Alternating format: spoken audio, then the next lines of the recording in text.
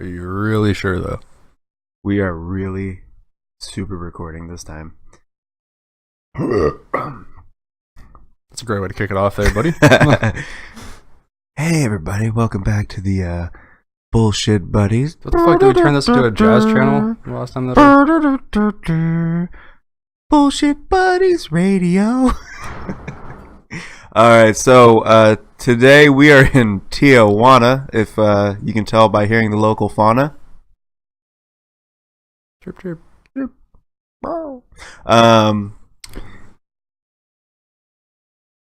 And probably we're going to do a loose topic today, freedom of speech, or the people who would like freedom of speech to not really be a thing anymore. And just basically how that affects us all in our daily life. It's no secret, I'm sure by now, if you've listened to the other two podcasts we have up, that me and Chad are followers of Jordan Peterson, who, if you want to, he's fighting the fight for freedom of speech right now, but if you want to see points eloquently put, definitely go check his channel out. If you want to hear two idiots ramble about it for about 2 hours, then you're in the right place. Yeah. So I think he also he totally shot into Measure of Fame, at least on YouTube and such, when all that kicked off. I mean, he was kind of a nobody, I feel like. Well, I mean, obviously not a nobody, but it was just kind of funny to see, like, overnight, a lot of people seem to, like, revere him as like just a god on all topics with certain things. And yeah, I think he's really spot on with a lot of his critiques, but I have been listening through a lot of his stuff, and it's and which he's getting a lot more prolific on now. Yeah. But anyways, that's not the there's actual I mean subject. there's some stuff that I think the thing is actually have a doctor of psychology, a clinical psychologist talk about this really hits like home, right? Like, this guy obviously knows what he's talking about. Very true. Yeah. I guess we could kick it off there in terms of freedom of speech, and kind of reiterate one of the main points that he's making. For those of you that aren't aware of him, he's got thrust into the limelight through his refusal to use gender pronouns in when people don't want to just be referred to as a he or a she. They want to go by, Z, zer, zay. I don't know them all, actually, because if you look at varying lists, you're going to find anywhere from 30. I think the highest I saw was in like the low 80s. They're all completely made up. I mean, and not just in the sense that most words are made up, like people just wrote up a list of potential things to be called. And his main point is that he doesn't want to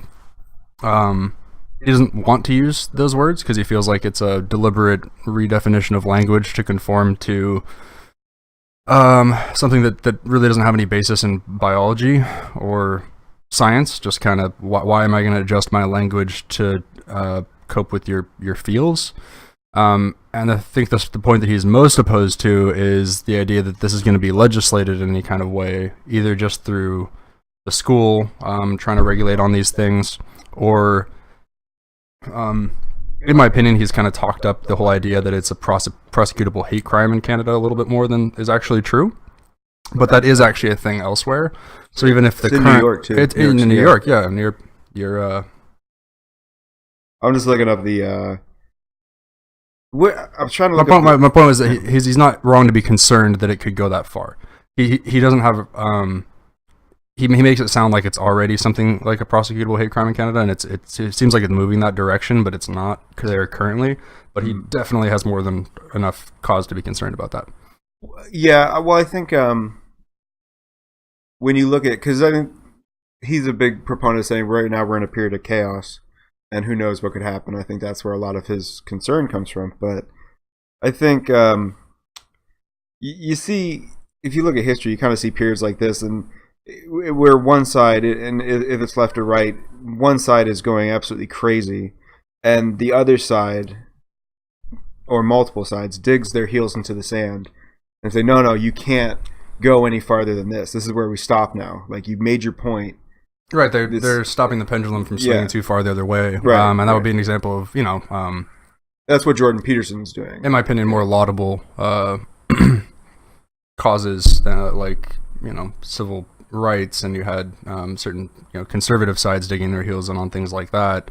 And then I feel like that's kind of swung way too far the other direction, and now you have conservatives going, okay, like we were definitely wrong about, well, not that Jordan Peterson was ever, you know, against civil rights, but just conservatives as a group going, okay, like, yeah, you had your say, you made some good points, we've achieved a lot of progress, but now you're taking this way too far. And making up 80 fake words. Well, that's the thing I was trying to look up. Is there a root to these words, or are they just I mean, where'd they come from? I tried to look that up too, and that's what I meant in terms of, like, most words you can point at and say, well, here's the Greek root or the Latin root, or it came from this word. You can kind of follow its logical progression through, like, the way that people used to talk, to over years it became what it is today. But then you have other words more like I actually don't even, I mean, like I don't know if Google has any kind of actual, like, root in it. I mean, well, Google was, they were trying to. God. Isn't it a number? It's a they Googleplex, right? I don't know if that's where it came from. My point is, like some words do just kind of get made up overnight, right? And don't have any real basis in. Well, the thing is, Google's not really an apt thing because well, but it's a made up. They were saying, like, I think what they're trying to say was, it's like, if my understanding is correct, and it's probably not, but Googleplex is the number below infinity, and so what Google was trying to do is, like, you have almost an infinite amount of. I don't think that's, how can you have a number below infinity? I don't know. Somebody said it to me like that. Concept. Yeah. I think these are all theoretical things, but. You just say infinity minus one. You know what? I actually might cut that part to not look like a screaming idiot. I don't know. I feel like it's important for our listeners to know. Well, like I said, we're two morons informed we are. Yeah. Shit. Well, I think there's a forum for that.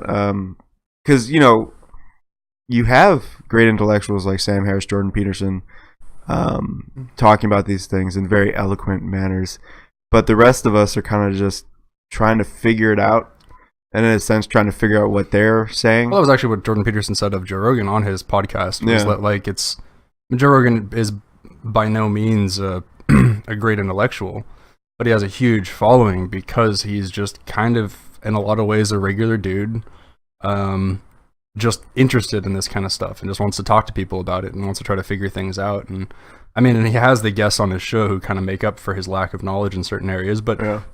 You see when he ends up with somebody a little bit more like-minded that it's just kind of the two of them rambling about shit and conspiracy theories. I was going to say, it's always great when he gets those fucking weenies on. Just his random fucking stoner thoughts and shit that he has. Just, well, what if it's, you know, the government, man? And his Alex Jones impression is the best I've ever heard. Hilarious. But you know, my point is, why wouldn't people like listening to that? I mean, that's what I said. I think there's a space for it. I like having my mind blown by people who are you know 10 times smarter than I am, but I also like just listening to people speak about things and playing. Yeah, I'll listen to Neil deGrasse Tyson to try to wrap my head around something. We're talking about speech. Yeah, on our we're talking, so we are talking about speech while speaking. Mind blown. Yeah, it's very meta. So back to the point, you know, Jordan Peterson and Max Weinberg, I believe it is, or Weinstein, Max Weinstein. Oh my God! Oh, okay. We stupidly put the beer cooler too far away from us. No, it's I can reach it. Oh, right. I'm just saying, you're on it. It's the most important. You need to. Yeah. Gotcha. Be self-sufficient here. But you know, it's so these guys are. I also wanted to just interlude real quick that it was, you know, when you told me you're planning on doing this podcast sober, well, I'm only on 2 now, so. Just not drinking at all. I mean, we only have a you know, very small number of videos up at this point, so it might not seem like it's saying much to be like, I can't believe Jeff would want to do one of these things not drinking, but I feel like outside of, you know, our work interaction, probably 95% of all interaction we've had one another has been within at least 10 minutes of having currently having a beer. That's how we started this. We were just drunk one night talking. Yeah, you'll never hear our first first attempt at first two attempts at podcasts. Yeah, but we learned from our mistakes. We're both big craft beer drinkers, and well, I don't it know turns out if you try to drink 8+% beers for 4 hours, you're not necessarily being coherent enough to record yourself. Well, I think real quick aside, we'll get back on topic. I don't know if we ever actually gone in depth on why we started this, but from what I remember, as we said, it's a little hazy. Whenever we would hang out, and initially we'd be hanging out with another friend, a mutual friend of ours, a lot. And somewhere in the night, as we started all drinking more, me and Chad would find ourselves usually outside on his porch, smoking and drinking and talking for about 3 hours, and we kind of just not voluntarily, but ended up involuntarily secluding ourselves by the nature of our conversations. So like, well, we should just fucking record this one time. Right. And it sounds a little pretentious to say that sometimes, but I don't think it even comes down to intelligence, because a lot of people that we're hanging out with were very intelligent in other areas. I just think that some people don't necessarily want to spend their free time, quote unquote, tackling the issues. Right? I hate that term. I know, that's why I had to put it in douchey quotes, man. But or not tackling, just talking about shit that's going on. Well, but just thinking, like, exploring deeper stuff. I mean, I don't think there's anything wrong with people just want to play video games and talk about where they get clothes and shit like that. It's just that's not really how we kind of choose to spend our time. Yeah. And then we decided. Well, I mean, we're probably gonna play a game after recording. This. If you get Black Wake, right? Get it. Now I've put you on the podcast as needing to get that game, so now you gotta get it. Anyway, we're promoting products already. Well, it's an early access game on Steam, so I don't feel like I'm promoting. We're not. That's Black Wake. You can get it for $19.99. Not sponsored. Just the game I'm playing right now. Obviously not sponsored. There's nothing pirate themed in our podcast. But yeah, so we're in a period of chaos. And it's weird when you. I think the reason why this is so surprising to a lot of people, like obviously Jordan Peterson, Max Weinberg's Dean, whatever. Max Weinberg is a drummer for the E Street Band. That's why Weinstein. I don't fuck that guy. Not the drummer, but the professor. Is I think everybody thought this was going to come from the government. Everything that we've been told up to this point was if you are going to get your freedom suppressed, it's coming from the government. George Orwell's 1984. Animal Farm, to an extent, if you're dealing with communism, about the inequalities and that are inherent in communism. A Brave New World by Aldous Huxley. There's been a lot of books and movies about this kind of topic, but it never, the oppression of freedom of speech and individual rights never came from the citizenry. It came from the government. What we're seeing is it's coming actually from a part of our citizenry. A lot of people in government are actually not for what they want done. Right. Which it's the ultimate demon, I think, because you can point your finger at a government and say that's not something that we want, and you can put pressure on them. But how do you put pressure on a segment of the population who has a bad idea? And is I should say getting things done, unfortunately. Right. I'd also say there's kind of a big difference between what these people want and what the government, oddly enough, what the government seems generally interested in actually trying to control with free speech. Their two main areas seem to be things that actually legitimately endanger people. A classic example being, shouting fire in a crowded movie house. Just something that inciting violence, right? Inciting violence. They seem comfortable regulating that, and I don't really have a problem with that. And to some extent, hate speech in general, they also want to regulate to some extent. But where this, we should talk about hate speech. Where this diverges hugely, though, is that in both of those cases, that's like an active way of speaking. You have to actually kind of go out of your way to try to say something that incites violence or to use a racial slur against somebody or something like that. But in this case, the offense with not using 80 different made-up pronouns is actually non-action. you're not conforming to a certain made-up word that they want to be said. And am I making is that no? Can you rephrase that? All right. I feel like we were more eloquent on other podcasts for some reason. I'm just kidding. We just started drinking. Yeah. There's a sweet spot. There is. Yeah, we're getting there. We're getting there. Give us another 10 minutes. Pause. We'll be there. Moment. Calling somebody a racial slur is different than refusing to call them a made-up word. Okay, that's what I mean. I see what you're saying, there's in one case you're doing something offensive. In the other sense, you're not doing something that they want you to do. Yeah, it's but almost, that in and of itself, I think, real quick, because of the made-up, contrived nature of it, it just doesn't scale in terms of offensiveness. Well, I think the really great way to put it is, in the court of law, you can prove guilt, but you can't prove innocence, and so you can. It's kind of similar in that sense, where you can say, this is an action. We can persecute you for an action, or prosecute you. We can prosecute you for an action. We cannot prosecute you for an inaction. Right. But with hate speech, which I think where this is leading, I think nothing should ever be classified as hate speech. I don't know what your opinion on is that, but I don't think that's a term that should exist. I actually would have to disagree, and I'll follow up with something here in a minute, but I feel like it's important for us to be able to classify certain behaviors or certain actions as hate motivated. We touched on this point when we were talking about trying to say that non-white people can't be racist. Right. Means that they would therefore be incapable of committing hate crimes.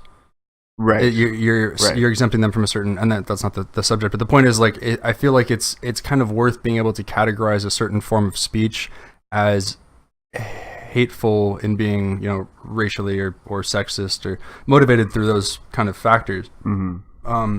I do see some value in that. I think where the problem, and perhaps the problem that you have, we'll have to extrapolate a little further on this, is that people want to then redefine much more innocuous kind of things, like calling somebody a she, which is exactly calling somebody a she is now being redefined in New York. That's actually a hate crime. If somebody doesn't want to be called she, that's an abuse of the term hate crime, right? Or hate speech. And I don't think that because of that, it's therefore invalid to say that calling somebody a nigger is hate speech.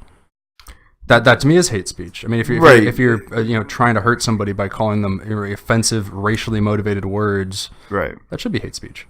Yeah, well, when look at, how long has the term hate speech been around? I think I first heard of it in 2004. Well, as a term, as a thing, though, it's been a it kind of grew into it got some play on by the president in 2004 with hate speech and everything, which would be George Bush, ironically, if I remember that correctly. But because it was directed at him, probably. But you've seen him online recently too. No, we've decided that enough time has passed that George Bush is cool now. Oh yeah, well, there's pictures of him just like the same way that we had pictures of Obama just kind of doing his. You have a picture of Obama running around a swimming pool with a squirt gun with his kids or some shit. There's pictures of Bush like that now, and everyone's like, Bush, great guy, Bush. Well, here's why. I wonder if it's because of Trump too, because we're just we have this new hate target to focus on. That's too simple. I think when you look at what all ages we were when Bush was in office, we were kids. We were younger. No, but people fucking hated Bush. People hated him, but he was a clown. Mocked the way he talked. But he was a clown. Mocked the things that he said constantly. I don't think that has anything to do with age, because there are people much older than us. Well, I think when I look at Bush, I remember laughing at jokes about that guy, and going to school and, but it's tied to a good point in your life, is what I'm saying. I think that's where a lot of that coolness factor comes back. It's things weren't that bad back then. Well, we don't. It doesn't seem like we hate him anymore. Mock him. He's just One area that I feel like we should, I feel like especially, you know, in social media and stuff, Clinton always has gotten this huge pass where he just does not deserve it at all. I mean, just shit that he did in office. I mean, abuses of power, both in terms of abuses of women. Yeah, well, yeah, I mean that's what I'm leading up to. Actually, but I mean, it's kind of funny that the guy who got thrown out on a sex scandal that he lied to the nation about seemed to get a lot more readily accepted by most people than Bush, because Bush sounds ineloquent. Yeah. Well, also Clinton had that kind of. Actually, I was watching or reading something. Well, he seems like he'd be a fun guy to go drinking with. Clinton? Yeah. Clinton. Well, if you don't know anything about him. Oh, okay. Nah. Like, I'm just saying, if you just. I don't do a good impression, but it seems like if he made a joke when you're around with a bunch of people drinking, you'd laugh your fucking ass off. Really? I don't know. I think about Bush, but with Clinton, I think if you didn't know anything about him, it'd be one of those creepy moments where you're like, hey man, like, drinking, and then he sees somebody walking to the bar. He's like, oh man, I'm gonna hit her in the back of the head and take her to the bathroom here. Just 1 second. Hey, your impression's not too bad. Yeah, no, it's pretty bad, but I believe I read a lot of things, so some of it goes by in a haze, but that the accent that he had too was studied. And certainly was for Hillary. Hillary actually dropped her accent so Clinton took an accent that was very broad and that a lot of the voting South could kind of get behind. Whereas Hillary went for the no accent, even though they're fucking Southern. They're from Arkansas, you know? Oh, yeah. Well, I mean, dude. Actually, wait. They might not be from Arkansas, but they either adapted an accent or created an accent. Yeah, speech coaching is very much a thing. Did you see? What the fuck? Why am I blanking on his name right now? But the comedian who just Trevor Noah. Who? Trevor Noah, right? Who? Comedian, South African. Oh, Trevor Noah. Yeah. Sorry, you said it so fast. I thought you were trying to say Trudeau. No. I was like, is Trudeau speaking with a Southern accent? He's doing now? some funny shit, but he's not a comedian. No, did you see that whole bit that he had on Nelson Mandela teaching a young Barack Obama how to speak? No. Oh, fucking. Is this funny? It's so fucking funny, dude. I think Trevor Noah ruined. Was ruined for me when I watched him on the Daily Show. You know, I don't know how he is as a comedian. Watch a couple of his stand-up skits. Okay. He had a really interesting one too, actually, where he did like a half documentary, half special. Like only the very back end of the special was actually him being like on the big stage doing this. But like, you know, most comedians when they shoot a special, it's in some huge auditorium and they have, you know, thousands of guests and all this. There's probably only like 15-20 minutes of him actually doing that, but you get to see him performing basically all of those same skits in different comedy clubs, kind of like building up to like the big night. It was like his first big show, and he did a special on his first big show and everything. It was a really interesting structure, and he touched on family a lot too, and he was funny in just his regular interactions. I'll admit I had a bit of a prejudice against him, not because of his Daily Show interaction, but because he's like the NPR poster boy for comedy right now. Yeah, and it kind of kills me, like the amount of times that I've seen him on, or him mentioned on NPR as opposed to like the comedians that I actually like, who I've never heard mentioned or interviewed. I've probably heard like 4 things on Trevor Noah. And it all seems to want to focus on the race narrative side of things, which he does touch on a lot, but yeah. We're getting really far off topic, but that's okay. I don't get. Actually, we should just stop saying that we're getting off topic. We just fucking talk. Yeah, I don't get that whole race narrative thing, because what does it have to do with what they're doing in any way? If you are, even in a positive way, if they say, "Oh, this young black South African comedian rose to the top of American stand-up and TV," it's like, great. A young comedian rose to the top. Great. He has great self-motivation. He's obviously disciplined. He knows how to promote himself. What the fuck does it have to do that he's actually black? Half and half. So okay, great. I think his dad was Swedish, I want to say, but the whole thing that they always want to talk about is that he's a child of apartheid. So he was I forget the term that they use. But basically, he was illegal. He wasn't supposed to exist. He was the product of relations between two people that were not allowed to interact in that way. Okay, well that seems seems like a valid point. So yeah, it's kind of interesting. And I mean, to be fair, it was kind of interesting to hear. I mean, like, you know, when he'd go out with the family, like he was, I guess, like paler growing up. The same way that you mentioned that, like, Gabriel Iglesias can focus on the fact that he's fat, right, without falling into the fat narrative and just make a funny thing about it. I mean, his special was called Daywalker, and the whole thing behind that was that he was pale, and he played it off like he was an albino black guy when he was growing up. That's funny. And he would, like, hang out with the other albinos, and, like, the fact that he could walk around in the day without being in the shade was like, oh, the Daywalker. Yeah.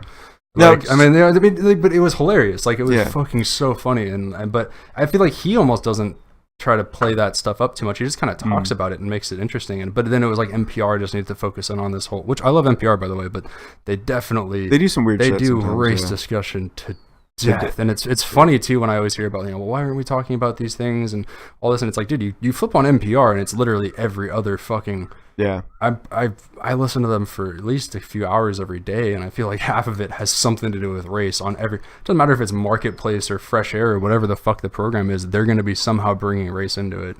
I mean, obviously it's getting them ratings, that's why they're doing it, or, you know, donations.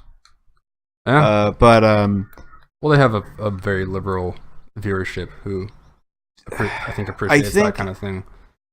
Like, I like NPR. I kind of view NPR the same way as I do with CNN, or Huffington Post or Breitbart or any of these. Dude, a little bit. Where I don't mean like Breitbart. Well, I'm being bipartisan. I'm going on both sides. No, is that although some of the content is like good, approach with caution and be aware of where you are. Yeah, you need to take things with a grain of salt, but I feel like one thing, and this is what I was so pissed with Ira Glass when he had the fat acceptance things that we talked about a ways back, was his lack of challenging the opposite point of view. And that's something that I actually appreciate about NPR, is they're definitely left-leaning in terms of the topics that they choose to cover and the guests that they choose to bring on.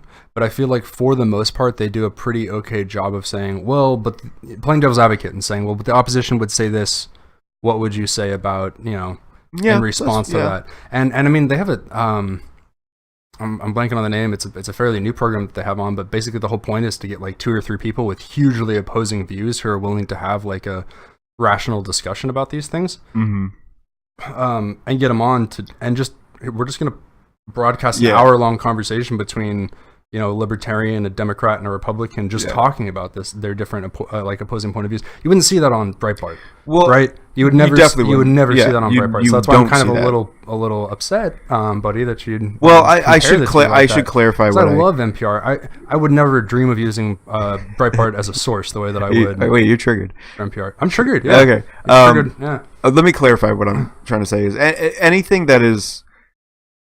I mean, basically just question everything, because I think a lot of people, like your average person, what they're doing is they're picking their source.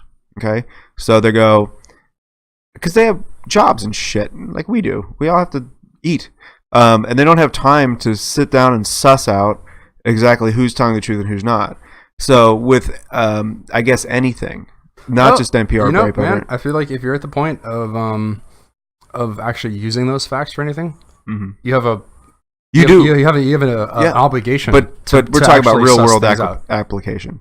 And the real world application is that people look at 1 or 2 at most, probably, sources of information, and they're usually pretty much the same. If you're left, you're going left with Huffington Post and, let's say, CNN. If you're right, you're going to Breitbart, Fox. And then they just run with those facts. And there's a huge thing of denial. Like a family member who... her opinions are the exact parrots of what Fox News said the night before. And I told them, I think you're listening to a little bit too much Fox News. Well, I don't just listen to Fox News. I form my own opinions. Like, you're saying exactly what Sean Hannity said about 8 hours ago. Like, you didn't... And there's a huge disconnect with that. My point is that people... Like, a lot of people will listen to the news just to get information on stuff just so that they kind of have it in their head.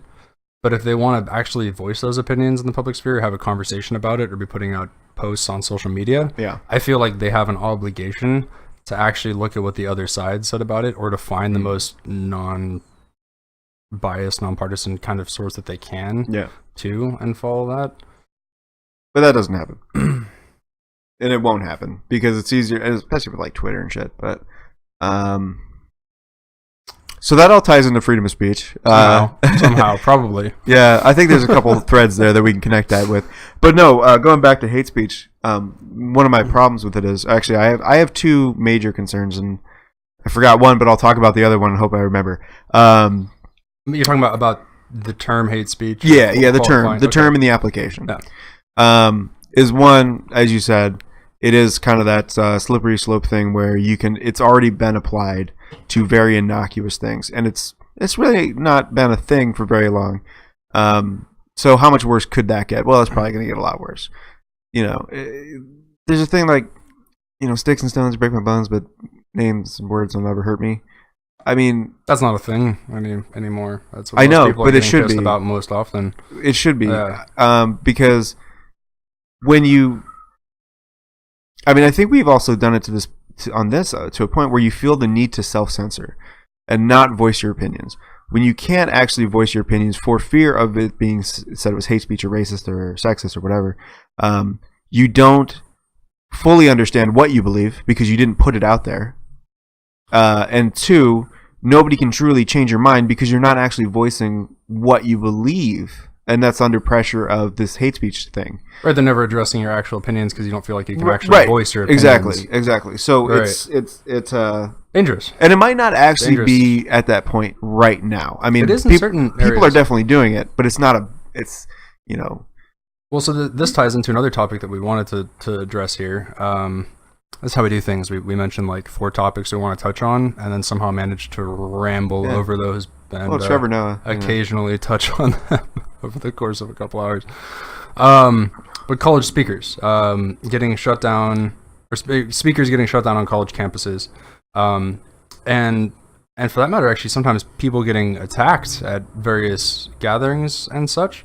And I feel like part of the crafty redefinition of language is what makes people feel justified in being able to do these things. Mm-hmm. Because if you frame it as that person's just voicing a differing opinion than yours, it would be absurd to want to go and clock them in the face, or to not allow them to be heard, shout over them, make false bomb threats to get the campus evacuated and pull the fire alarm and all the other crazy shit that people do so that these opinions can't be heard. But if you've redefined these things as hate speech, and if you've branded that person a Nazi, you should be able to punch Nazis in the face, right? If they're a real Nazi, they're an actual. Shouldn't legally be allowed to, but I think it's like my point is like if you told most people, well, yeah, the guy was saying something that he had his own completely independent, subjective opinion that I didn't like, so I punched him in the face. People can be like, dude, what the fuck did you do that for? If people said, well, he's a Nazi and he's spreading hate speech, so I punched him in the face, that sounds a lot more laudable. It sounds a lot more commendable. I think it allows people to kind of twist it in their head to the point where they're still a good person. They're shutting somebody down. They're making false bomb threats to get an entire college campus evacuated for the sake of one person not being heard.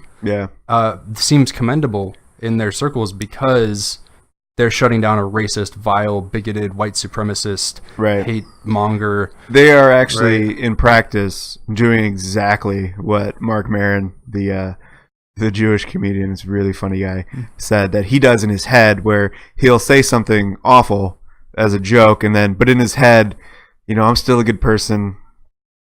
In his head, I'm feeding soup to a 80-year-old homeless man right now, like in my head, to feel better about that. They're twisting it in their head where, well, he was a Nazi. Okay, was he a Nazi? So did he kill Jews? Yeah. Is he a closeted homosexual who got up on stage on meth and just started ranting about stuff? Well, no, but well, Milo's a good example of this. I've actually listened to a fair amount of. Milo's been on Joe Rogan twice. He's been on Ruben. Is he half Jewish? Reports. I don't know. Probably said he was. But then when I read liberal commentary of him, the most recent, I just read one yesterday actually. It was on a separate thread, but I read a whole thing on how Milo's a white supremacist. Yeah, where his actual. I'm sorry to interrupt, but he actually said, out of his own words, out of his own mouth, sorry, was I believe black people are still owed something in this country. How the fuck is that a white supremacist? I'll see your points and raise you one further on Joe Rogan, or possibly Ruben. He actually talked about how he basically only wants to get fucked by black guys Well, and referred to them as the black master race. I don't think... that's a pretty shocking thing for a white supremacist to say, if they're in fact a white supremacist, that they want to offer up their asshole hang on, and Chad. mouth as a and I can appropriately say at this time, a cock holster. Yeah. But to black people, because I've been waiting because they're a master race. So that's a pretty interesting thing for a white supremacist. Let me social justice twist this for you. Who has been the biggest oppressor of gays in the past? Closeted gays. So maybe he's a closeted white supremacist who likes getting fucked in the ass by black people. Maybe he's oppressing black people. I don't see your line of logic, but you're taking a SJW devil's advocacy position, so I'm not too surprised. Well, the thing is, I can't.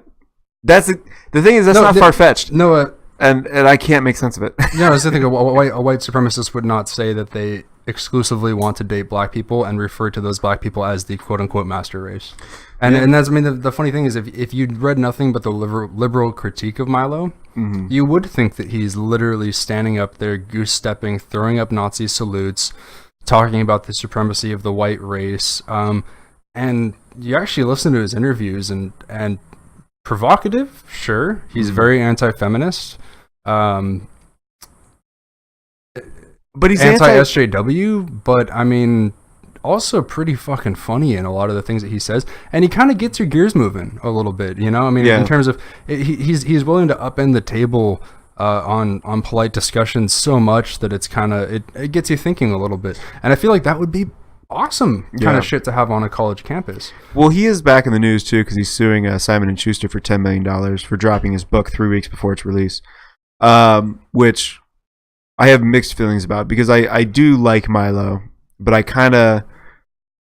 don't think he is necessarily the best that we have to offer as far as commentating and being anti-feminist or anti-social justice. Oh no, he's not. He kind of goes. He comes off his at least structure speaking is fairly eloquent, but the points themselves are pretty. They're pretty bland. And I kind of view him the same way that I view Gavin McInnes.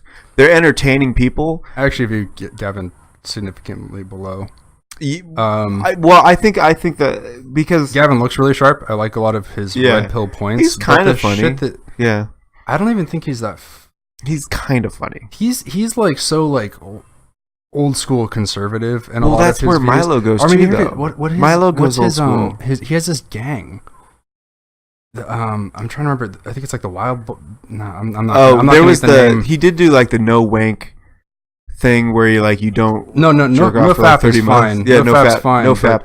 Something. I actually think that there's some merit to that, but no, he has a gang where there's different like tiers of indoctrination. Mm-hmm. They apparently have like weekly or bi-weekly meetings or some shit. I'm not gonna get that right. But they like video chat and like converge, and they talk about shit, and there's different tiers, and to like get to the first I'm not going to quote all this right, but like one tier you have to like get a tattoo to be able to get on a certain tier, and the final tier is to start a fight over nothing.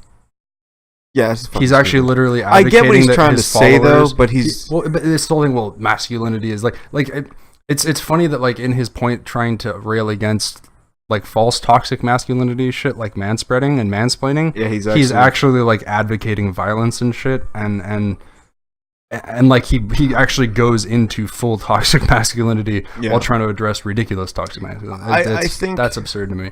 Well, here's the thing.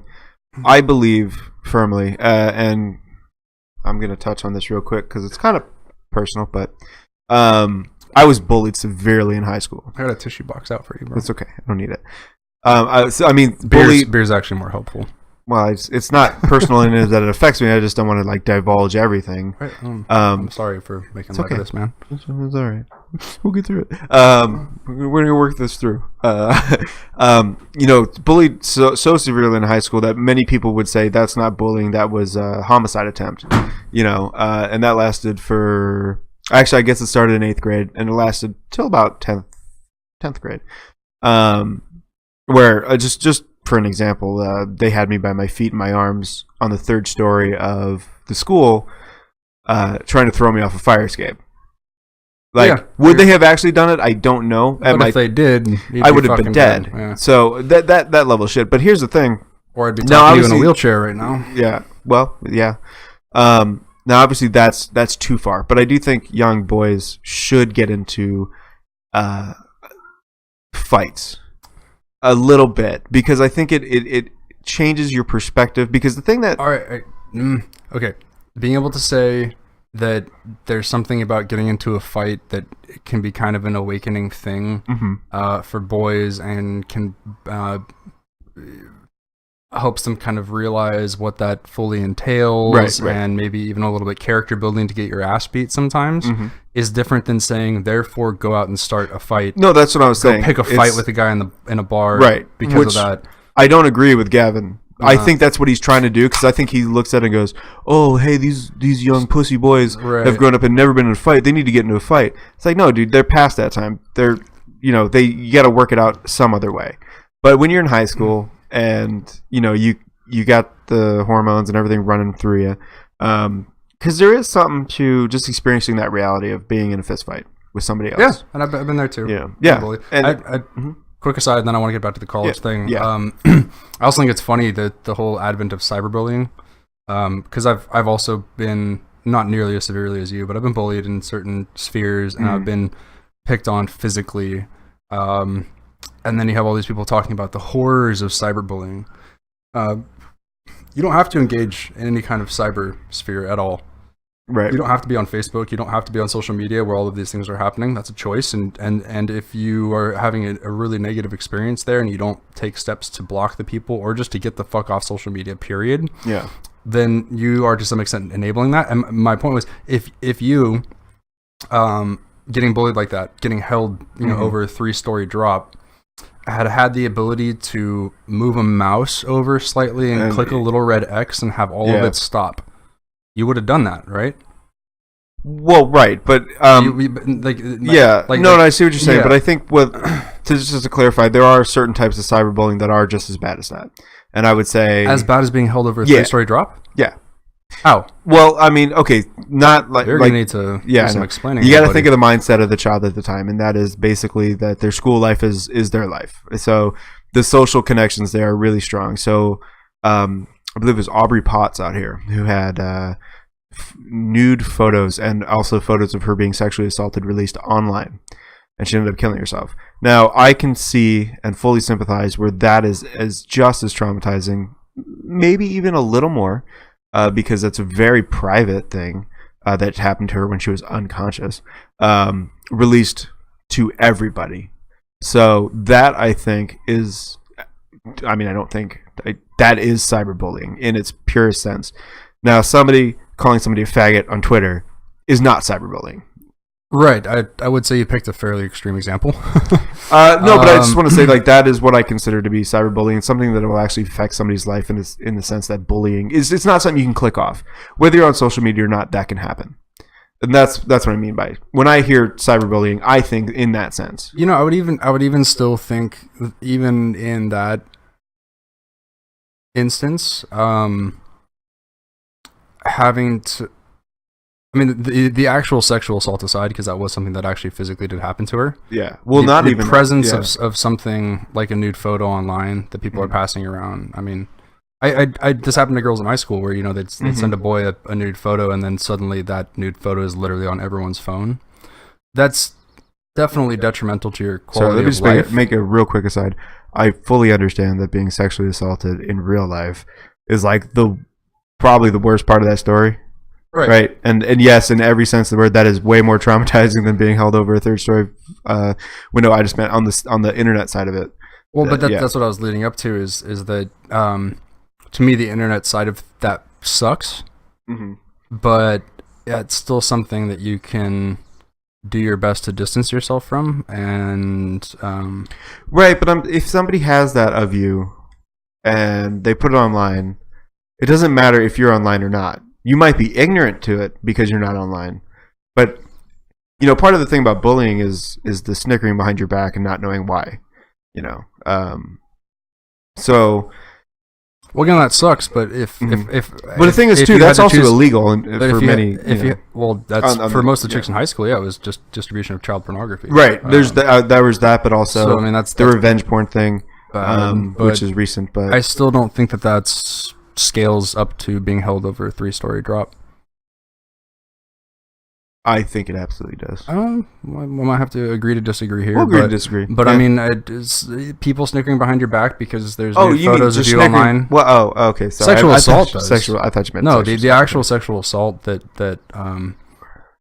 was the catalyst for that is definitely as bad, if not worse. But I mean, even before the internet was a thing, there were things that do you hear what Sally did at the party last weekend, and there'd be girls, snickering behind each other's back and shit talking, and girls labeled as sluts, but like there's like that verbal bullying aspect, and all cyberbullying is by definition verbal interaction or photo or whatever, but it's not physical.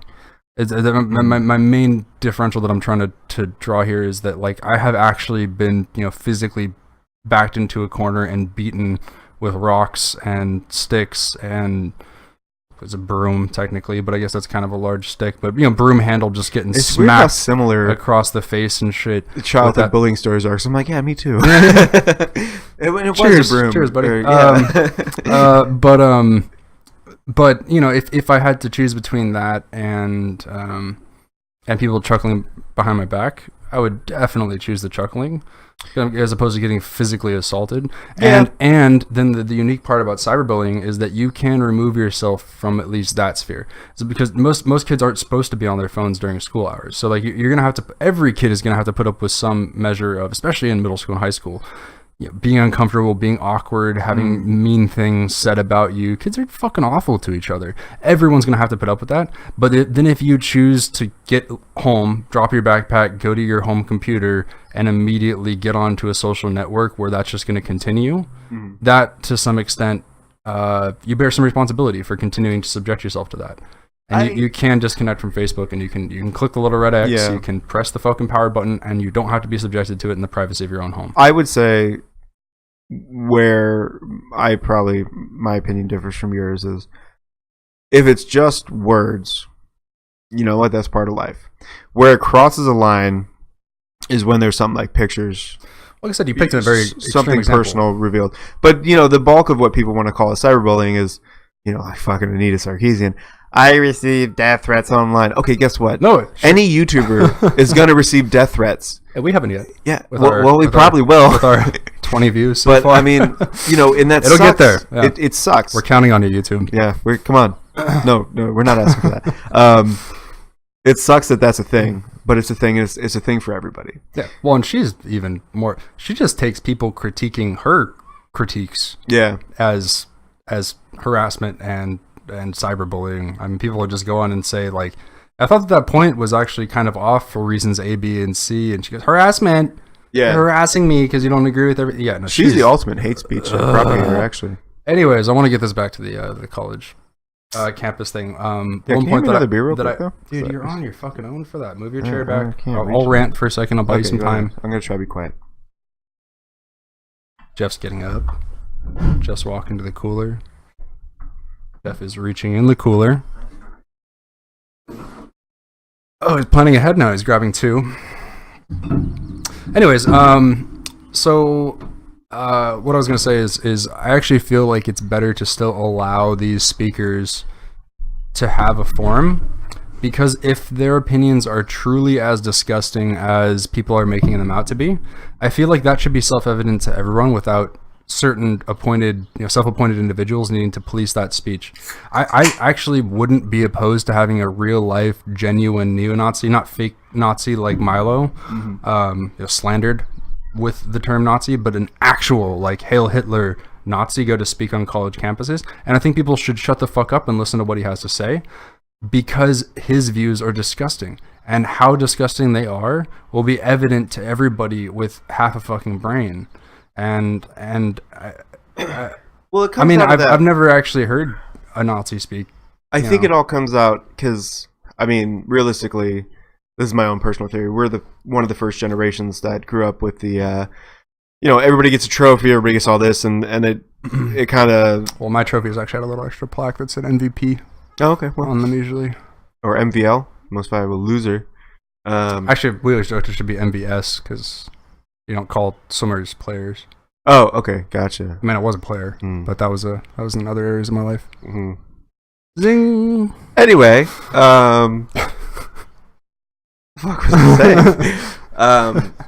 Okay. So yeah, we're the first group that grew up under that kind of thing, and a lot of those people now are of places of influence. We're they're in the workforce, working our way up, 20, 30 something. So now, obviously, that didn't stop with us. So we do have the younger part of the millennials who are now in college, and they, it's like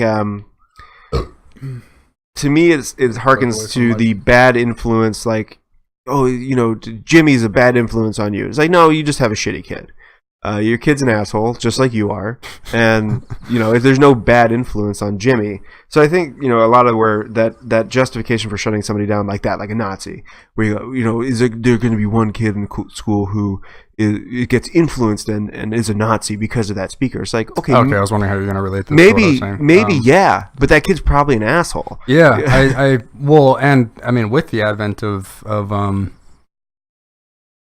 the internet, if somebody holds views that are predisposed to, like, if there's that kid that actually just hates black people or hates Jews or whatever, he's gonna find that confirmation online anyways. Oh yeah. And I feel like the value of maybe having that one kid, or sorry, the detriment of having that one kid having such a speaker kind of dropped into his lap, so to speak, is definitely offset by the value that everybody else is going to get from getting to actually hear a real Nazi speak on their real shitty ideology and knowing what it is now and actually hearing them make the best possible case that they can and still watching it just fall flat on its face and having it confirmed. I mean, what's that, guide to argue on the internet, everybody I disagree with is Hitler. Yeah. Like, I feel like people nowadays don't even fucking really know what Nazis were, because it's getting just a so slander. diluted. Yeah, it's just a slander that people just love. Anytime that anybody disagrees, like Milo, it's a Nazi. He's a Nazi that for some reason likes fucking black people. Actual Nazis, kind of killed those, but apparently that still makes him a Nazi. Not to do the narcissistic, to tie everything back to me, but parts of my family fled Germany because of the Nazis. Right. Mine fled after, but right. Why? Why after? Like, well, it's all over, guys. Let's go to America. This is an interesting point. Technically, because of the way that the regime worked there, I actually did have Nazi ancestors. Right. But it was because they were soldiers in the German military through conscription. Well, that's not Nazis then. That's just soldiers. Well, but this is the funny thing that you could say, George Bush instigated the war in Iraq. George Bush is a Republican. Does that make every single soldier that fights in Iraq a Republican? No, obviously. But you're killing Nazis, right? That's when you're out. The American soldiers talk. We're out killing Nazis. And I see. Yeah, but that's a mentality that we still take today. Of every German soldier in World War II was a Nazi because they were fighting for that regime, kind of neglecting the fact that the vast majority of them were just kind of average conscripts. And even if they did, I like how I'm like making an apologist case for Nazis. No. But even if they were maybe allied with the Nazi Party to some extent, for a lot of people that was that had nothing to do with killing Jews. It was the Workers' Party. That was not. Very few actual Nazis. When Hitler came into power, he was about cleanliness and getting the workforce back in order. Because Germany was in the midst of a depression that made America's Great Depression look like we were just down a few bucks, right? I mean, the country was living in abject, destitute poverty. You can kind of view, kind of pulled it back out. You can kind of view Nazism as like Scientology, where you had the lower end, at least in the beginning. I mean, now obviously this became very apparent later on, but in the beginning you had the lower end that was like, we're just part of the Workers' Party. Or I believe it was the Workers' Party that they were, we're gonna clean up Germany and get some jobs back, and it's gonna be great. And then you had the higher end, who like their Xenu was killing Jews. I was wondering how this is going to come into it. I was going to ask, where are their aliens? Well, there's some weird shit that they believed in, but as much the same as Scientology does. But it's. Well, we could, if you're struggling for words, I kind of lost my train of thought, but yeah, because I got on Scientology. I prefer to say my train of thought got derailed. I like that analogy more. Anyways, just getting it back to college campuses, everyone should be allowed to speak. I mean, if the conservative group, I can't really imagine very many, conservative organizations on college campuses, not that there's many, would actually bring on a real live Nazi. But they bring on someone like Milo. They bring on someone like Ben Shapiro. Mm-hmm. Even non-conservative speakers bring on somebody like Jordan Peterson. Any of these people, even up to actual Nazis, should be allowed to speak, and people should shut the fuck up and let them speak. And if they don't want to come, or if they come and they get disgusted halfway through and they want to walk out, fine. But you don't make a false bomb threat against the campus to get the people out of there. You don't pull the fire alarms to try to stage an evacuation. You don't. I've even heard shit just like, they put out signs trying to help guide non-college campus people through the campus. Just be like, Ben Shapiro speaking this way, and the fucking people go out and steal the signs. Yeah. Or make them point in the wrong direction or something. So they're literally just getting the potential attendees lost because they don't like what the people are saying. Well, the crazy part is too, just real quick aside, is I've heard it touted that they will do those things, right, to conservative speakers usually, and that is simply, both sides have problems with freedom of speech, and we'll get to that. But right now, the war ground is college and conservative speakers. Like conservative speakers aren't allowed to speak on college campus. But I've heard things as ridiculous as if a feminist or somebody, Black Lives Matter person, whoever is speaking, and you walk out, that's a form of assault on the speaker. So I haven't heard that. Wouldn't that's the whole. It's not surprising, right? Yeah. Well, and I feel like that's probably very extreme. Comes from Berkeley. That's probably. Yeah. I was gonna say Tumblr, but Berkeley is not a. Well, Berkeley's like the Tumblr. Everybody on Berkeley's on Tumblr. Yeah. Oh, another quick aside. But we're getting back to it. My first time ever actually visiting the college campus. There was the conservative club basically at Berkeley, which is surprising to believe even exists. Like a nightclub? Boom, boom, boom. No, like, you know what I mean? The group, the organization, whatever, bunch of students. I imagine there are probably like 5 of them total. But they're having an affirmative action bake sale. So, like, you go up, you want to buy a cupcake. Oh, I heard that. White people. Yeah. This is a long time ago. This is right when I first got to college. Was it? Because I heard that was also, I think it was about a year ago again. I'm sure it's still a thing. But I actually saw it happening in person. And so, yeah, it was like 5 conservative group guys standing around running a bake sale, and they had a bunch of baked goods out, which looked pretty delicious. And if you were white, you had to pay like the full $2 for the cupcake. If you were Asian, you had to pay like $1.75. If you were Hispanic, you had to pay $1. This was put on by conservatives, like to show how stupid something was. They were showing literally, we're gonna, like, you want to put different admission standards at our school. Yeah, we're gonna put based on race. We're gonna put different. Okay, they were doing a parody of it, kind of. So the one that I heard, not quite the right word. But, the one that I heard, yeah, they were showing. Did they do it in reverse? They did like the lefty version again at Berkeley, where they did it non-ironically. So it's the exact same thing, but they just like, if you were white, you have more money. Like, pay more. Wow, that's almost even worse in a way. Well, I think the conservative one is fucking funny. Yeah, no, it was hella funny. But my point was that there was a full. Like I said, there was like 5 dudes doing this bake sale, which I have to imagine was like the entirety of the Berkeley Conservative Club. So now that you said hella, everybody knows where we're from. Cali. I don't think we say that anymore. I don't think real Californians actually say Cali, do we? So when I first moved to California, you know how you have the shirts that say California? Like they're. I don't. Okay, so they got the or bear. NorCal for that they have matter. the California bear in the center, and they have California like vertically. Like, so it's three letters each line. So I was looking at that.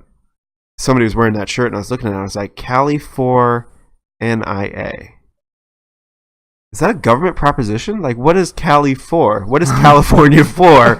Proposition NIA. And I want to get one of those shirts now, just to write in Sharpie in front of that prop. Yeah, prop NIA. Cali 4, vote prop NIA. Yeah. Well, I'm an East Coaster, so we don't, like New York. It's one line, it's not. But you got out here, man. You got a little blonder. You say hella now. Yeah, dude, hella is the easiest thing to pick up in the world. Yeah, for those of you that have a problem, I travel around to a lot of college campuses, a lot of other states, and it seems like there's this huge opposition to the fact that Californians say hella. I love it.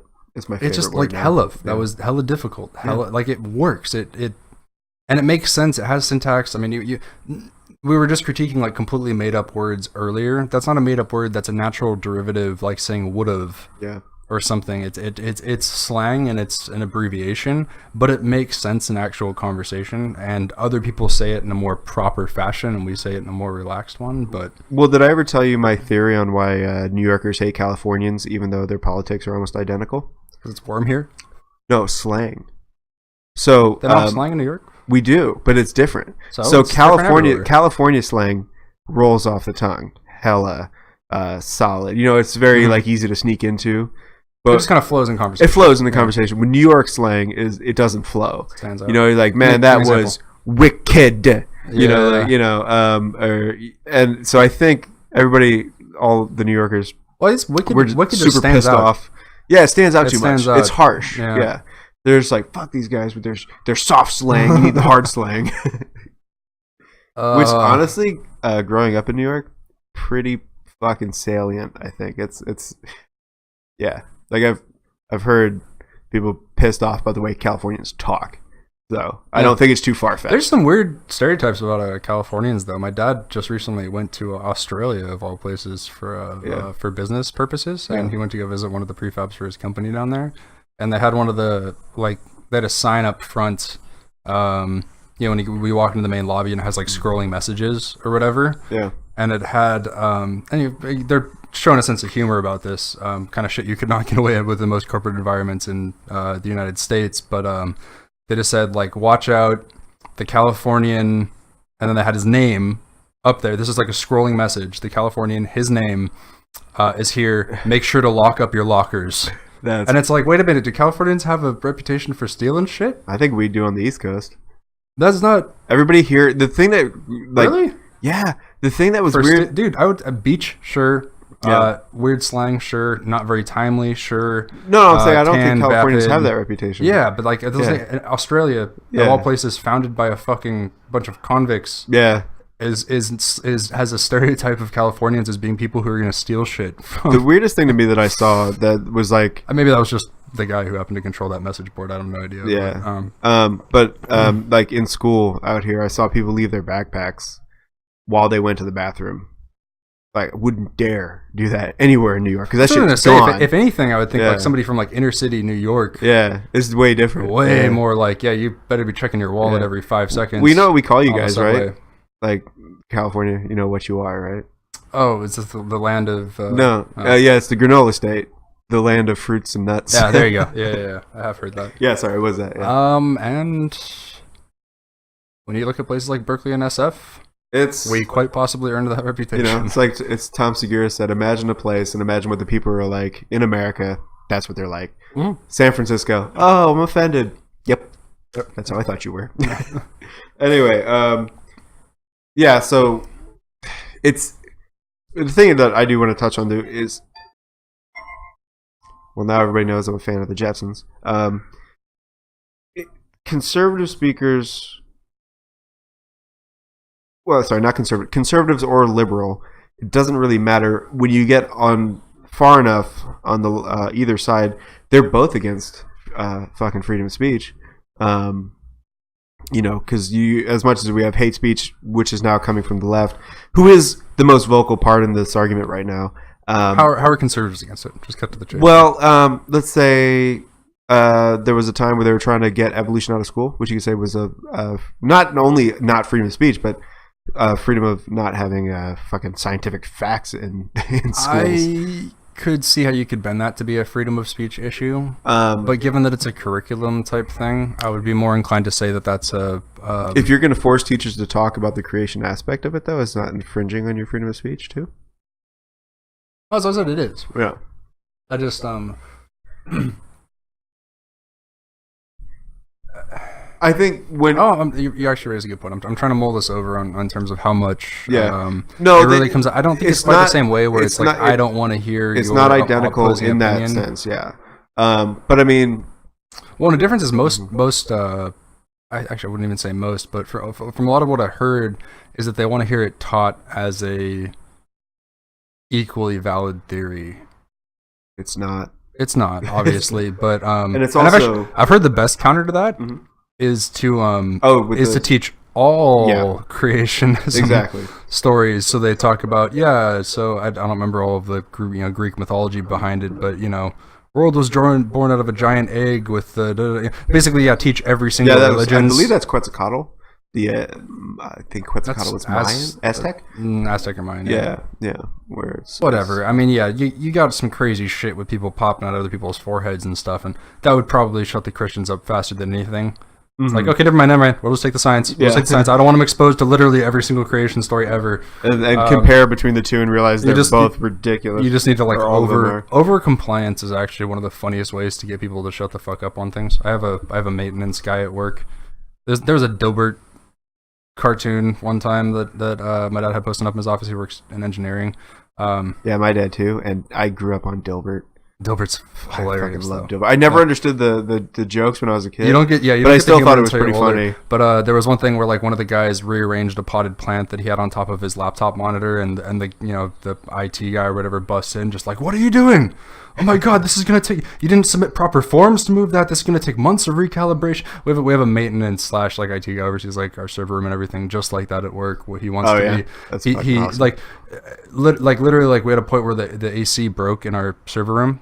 Which is bad. I mean, the temperature was rising like a degree every like 10 minutes, and I couldn't get a hold of anybody to come in and actually do like the maintenance on it. Yeah. So basically, like I aired some shit out. I like rearranged where shit was plugged in and like stuff like that. And then when the maintenance guy finally flipped the fuck out that I did all this stuff, which he admitted was exactly what he would have done.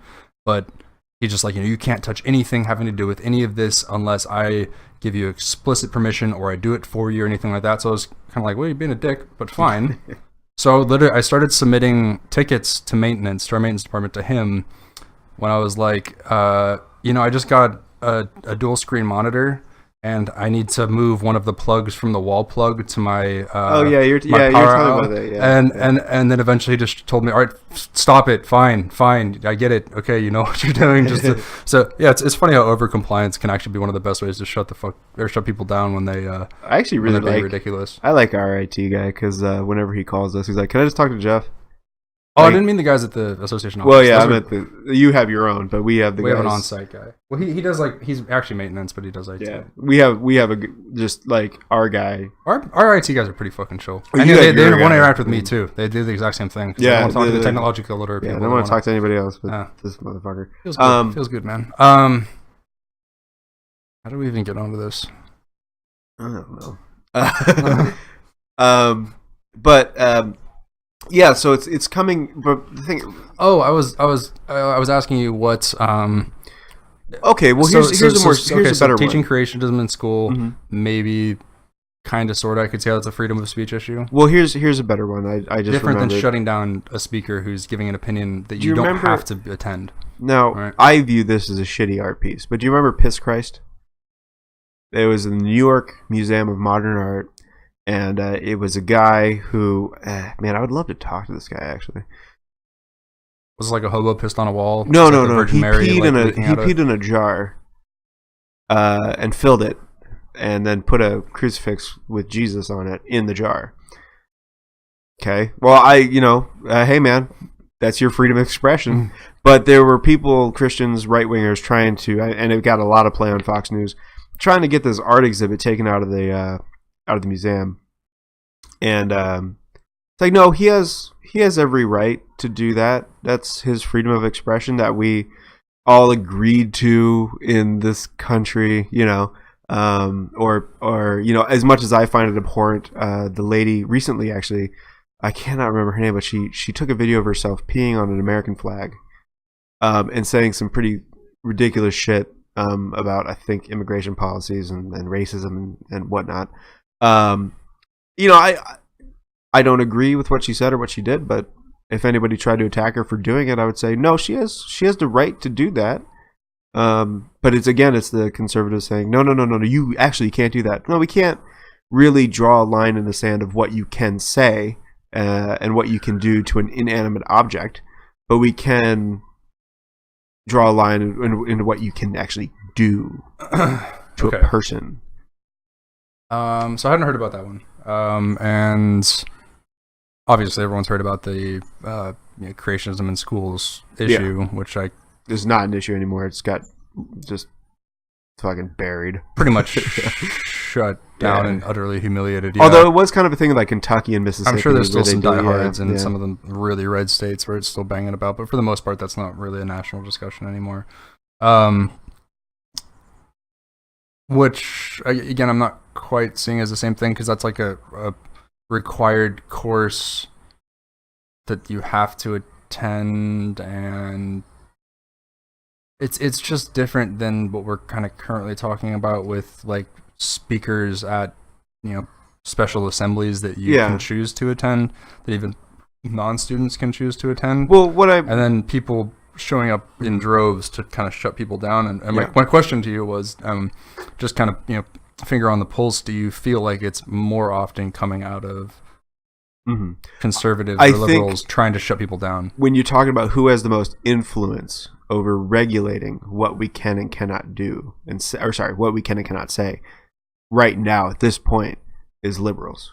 Well, yeah, and I think it's part of the reason why creationism was so readily shut down in schools is because schools are overwhelmingly liberal.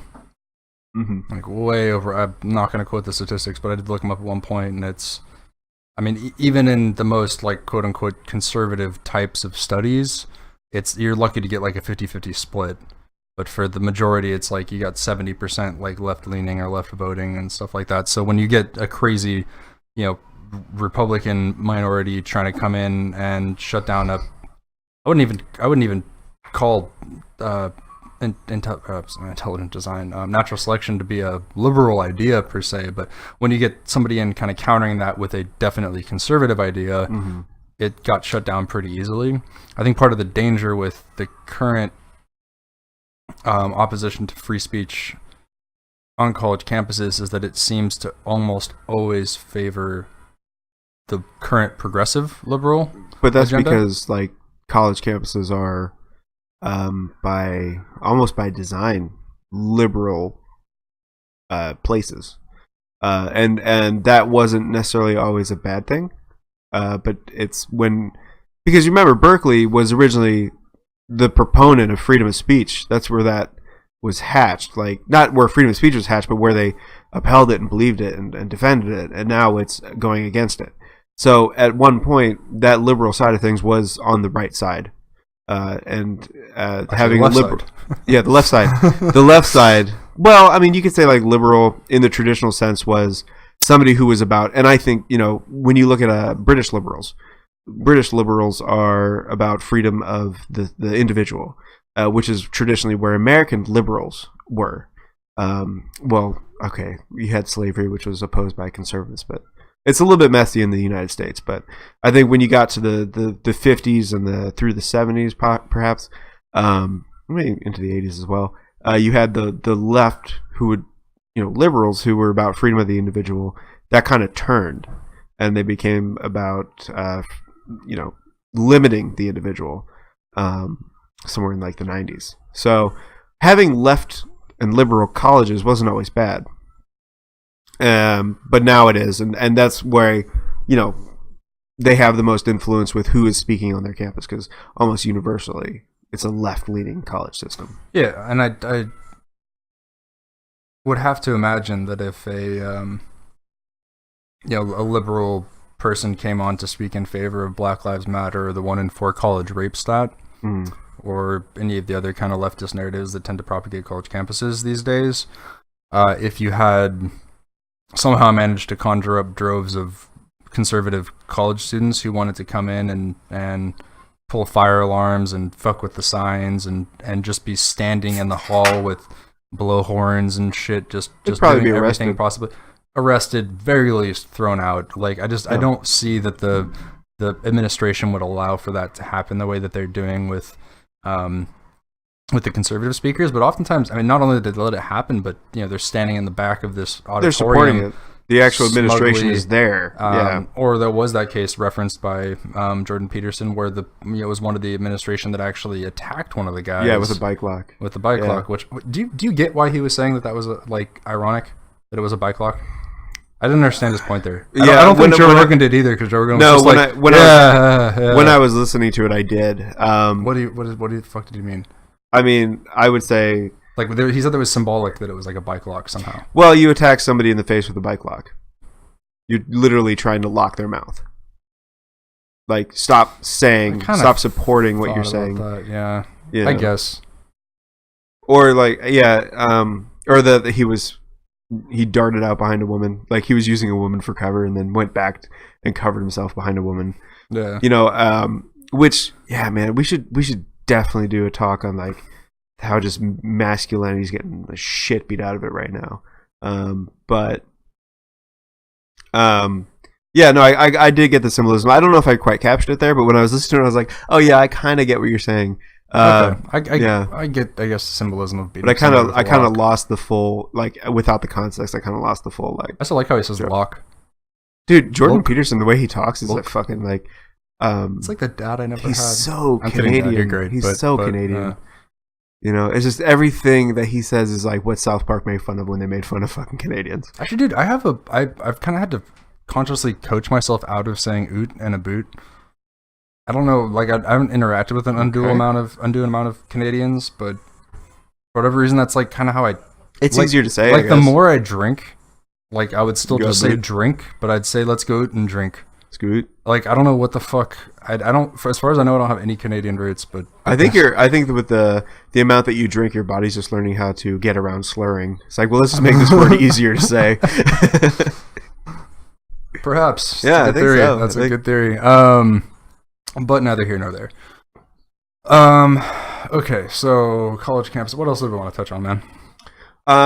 Freedom of speech, hate speech. Freedom of speech, college hate campuses. Speech. Well, the thing is too, like I said, it's going to affect both sides. So. You had actually brought this up in an earlier point that we just kind of both, in my summation, agreed that at least insofar as college campuses are concerned, this stuff the censorship tends to come from liberals more. Yeah. But you corrected me, I thought, very wisely by saying it's not always directed at conservatives. It's sometimes directed at directed at liberals who are not being progressive enough in their liberal, like, it's being directed at like classic liberals. Right. And you have people are coming on who aren't being feminist enough. Yeah. Still look at but they're getting attacked for that, and it's the word has been often said, but the left is eating its own at this point. You literally have people who in pretty much every practical sense, in the conclusions that they reach, are still the exact same as their more progressive brethren, but they differ on some of the nuances, and the nuances are worth fighting for, to the point of shutting these people down just as hard. Well, it comes down to, like, we're not dealing with somebody, on the extreme left that are shutting down their own. You're not dealing with somebody or a group of people that actually has an idea. They have a doctrine that they need to follow. Rhetoric, yeah. And it's replaced religion for them, which is funny too, because when I left Christianity, I thought, I wrongly thought that if we could just embrace logic and science, we're going to be okay. We'll get through it. Well, we turned out that the part of the Atheism Plus movement, which is kind of part of this whole SJW movement, Atheism Plus, yeah. Atheism. So my understanding was it's atheism plus feminism. So if you can imagine a more horrible, just Dude, talking about, like, I'm an atheist and I believe atheists are douchebags. I thought you were using that seriously. No, that's what they call themselves, atheism plus. Right. That is the religion that, if you don't believe in God, that you probably go to. Like, if you're a left liberal. How does atheism have anything to do with feminism, though? It doesn't. It has nothing to do with it because atheism is a lack of belief. That's it. But what I was going to say was I would actually posit, and I'd be interested. This is a bit of a tangent, but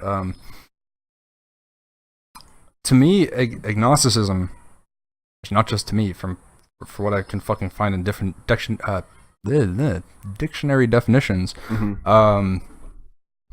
agnosticism refers to a lack in belief, like you either don't know or you don't care, or you don't care to know. And then atheism, to me, and again, to some extent, in actual definition, seems to have some kind of stance on the fact that God does not, in fact, exist. Right. No, that's pretty. So I wouldn't say it's just a lack of belief. You actually, and this is why I moved away from identifying as an atheist. In addition to the hordes of really irritating atheists who complain about like Christmas trees and shit like that. That definitely helped. But the other part was just kind of a definitional move, in that I can't fucking claim that God doesn't exist.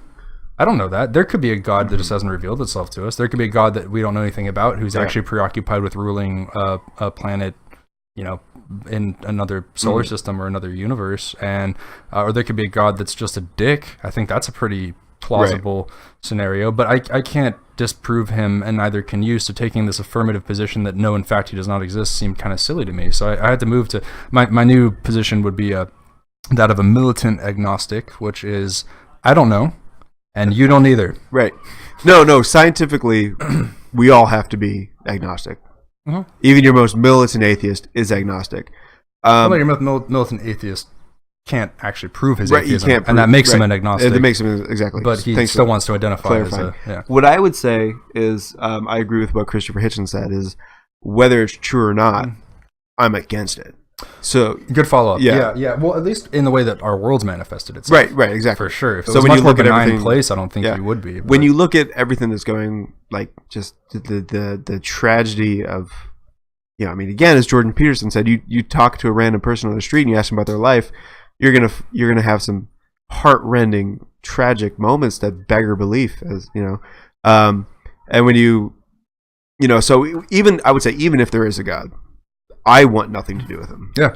Well, I've heard atheists say things like, well, if Jesus appeared in front of me right now, I would have no choice but to, fall on my knees and convert to Christianity. I'd say, no, Jesus, you need to sit the fuck down. We're going to have a long talk, buddy, because you're running some kind of shit show scam. You missed a really comedic opportunity right there. Jesus, what's going on here? Well, thanks for making up for my lack there. But no, yeah, it's like, no, I'd have a bone to pick with that fucking guy. If I, by some miracle, literally managed to actually get to the pearly gates, I want to have a talk with the management before I actually get into that place, because he's running a pretty two-rate kind of operation. And I mean, I guess if I'm there, his admission standards might actually be based on being a good person overall as opposed to just believing in him. But that seems to be kind of more traditionally the definition of what you need to get into heaven is you need to accept Jesus Christ. It's not enough that you're a fucking hero or whatever. You'd literally EMT save lives for your donate to Amnesty International. It's like, well, but if you don't accept Jesus Christ as your Lord and Savior, you're gonna fry for all eternity. Well, 2 points to that. And they're somewhat unrelated. I would say, look at the time when the idea of heaven was hatched. It's like, all right, guys, you got the pearly gates. We've got couches, and we've got all the sheep you could ever want to herd, and we've got wool shirts. It's just fantastic. Where the fuck's my iPad?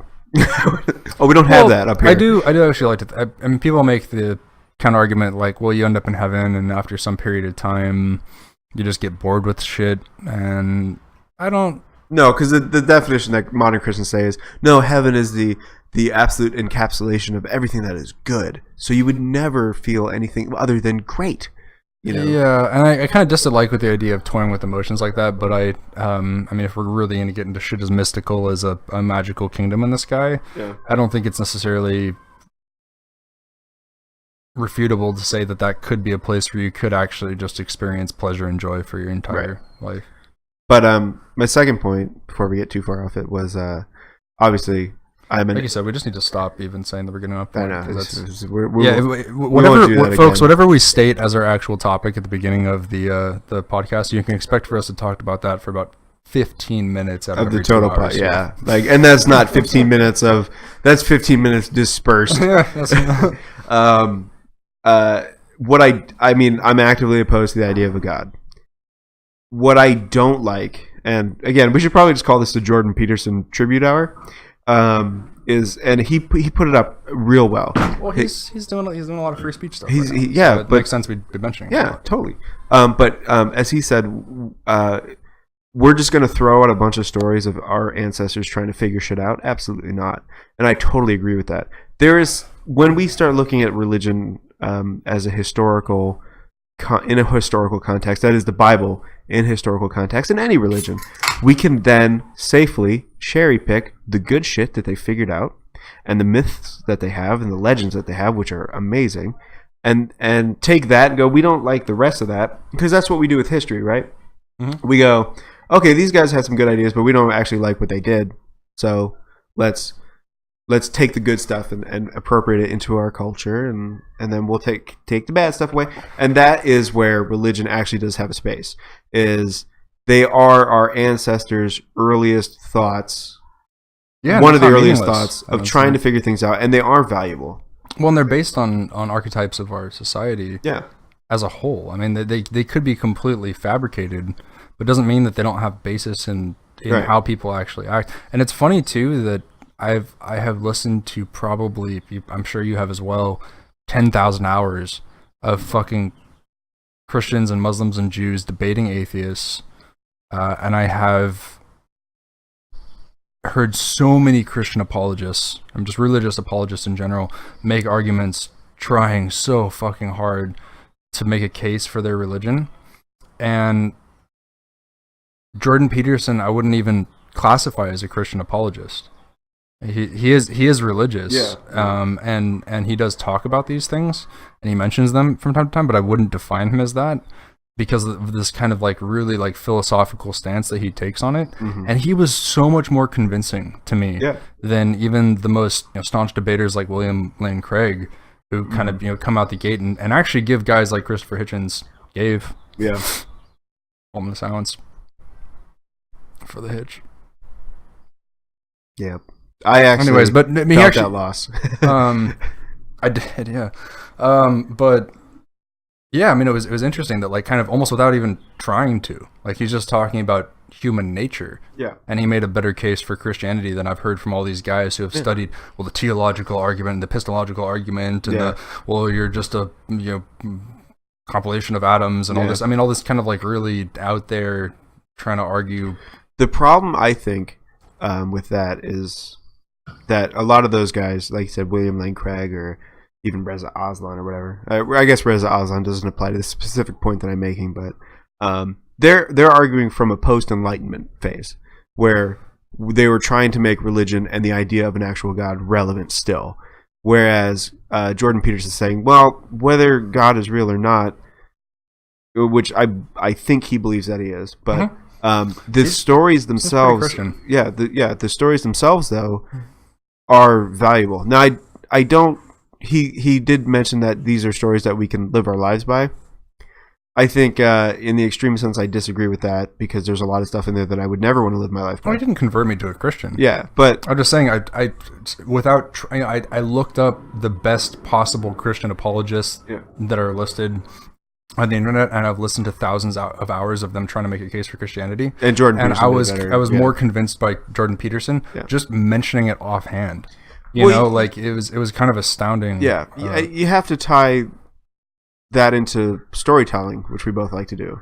Whereas, there's the literary sense of the Bible, which is pretty stupid, I think. Mm-hmm. And but then when you get deeper into it, and you realize the analogies that they're making and the shit, you can pull a lot of benefit out of that. Right, because it's actually pretty fairly accurate summarization of human nature, right? And behavior and such. Yeah. So it was. Well, I think is that a good place to wrap this one up? Because well, we can cut this segment out. But what haven't we touched on? This is about an hour and a half. Yeah, I was thinking we could do one more. Okay, but is there anything else we're missing? We touched on freedom of I speech. feel like we listed more things at the beginning of this that we wanted to talk about. I think we did, but I think we covered basically absolutely everything. So we did Jordan Peterson extensively. Once or twice. Liberals eating their own. Who has the influence, and conservative speakers, they kind of both do it. I think we covered everything. Is there anything you wanted to say? Like we just put on the end of it? All right, and action. Wait, no, we're going to stop recording and start a new one because that's like shitload of... Oh, wait, you're doing the outro. Yeah. Okay, sorry. Go ahead. Action. Well, folks, you heard us try to start about freedom of speech, and somehow we're ending on religion, Christian apologetics. But I do feel like we touched on some decent, if rambling, points about. I think it all ties. It all ties into expression. It does, and this is something I've actually noticed is no matter how much we tend to ramble, there's a reason why we get on one topic that doesn't necessarily seem directly related to whatever we initially set out to discuss. Well, also, we're the bullshit buddies. We just do whatever we want, man. Guys, you know what you signed up for monetized. when you clicked on this. Yeah.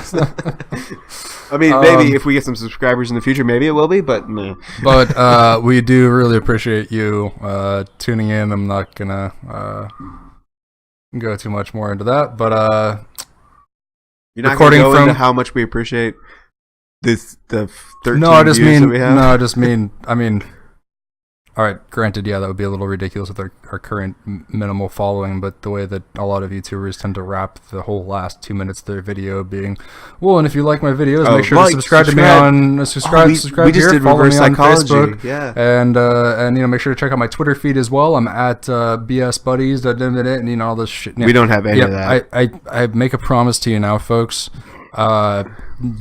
We will give you the appropriate information to dox us and come shoot us in the face if we ever A, develop our own theme music, or B, decide to rap videos in that fashion. So apparently, so with that, please like and subscribe. Thanks for listening. Recording from Tijuana. This is the Bullshit Buddies, and we're out.